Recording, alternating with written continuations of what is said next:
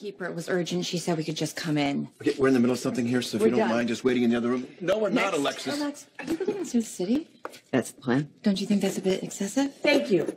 Well, your house didn't fall apart in the earthquake. There's a lot of people whose houses did do that, so we need some accountability. It's going to be tricky, though.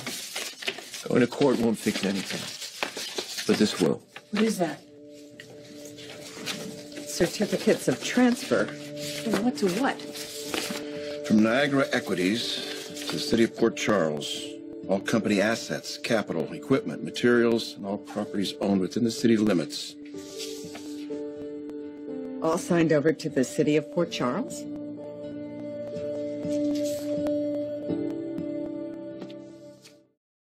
Let me see those. That's a ton of money. It certainly is. Not enough to rebuild the city, though. Well, it's enough to get the ball rolling, enough to keep the businesses and industries from relocating, get us back on our feet. And all at Harvey's expense. Yeah. Something kind of perfect about that. If the document is legal. It's notarized, executed by... Stephen Blake. Who's Stephen Blake? That's not Jim Harvey. What does Stephen Blake have to do with Niagara Equities? Stephen Blake is the VP of Finance. He's in control of the company now that Harvey is gone. I'm stunned. What's most stunning is how this happened to end up in your lab, Franco.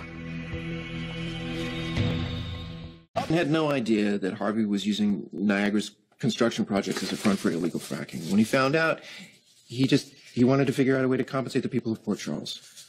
I don't understand why Stephen wouldn't deliver this himself. Yeah, why choose you as a go-between? What's your connection to Stephen Blake? Stephen came to Franco because he was the only one he knew in Port Charles. And Stephen doesn't want anything to do with Harvey or his company. He's dismantling it. And the property in Port Charles, he would like to give as a gift to compensate all of the people in Port Charles that were hurt because of Harvey's actions. Well, this is an extremely generous gesture, and it's going to help a lot of people. Yes, it will.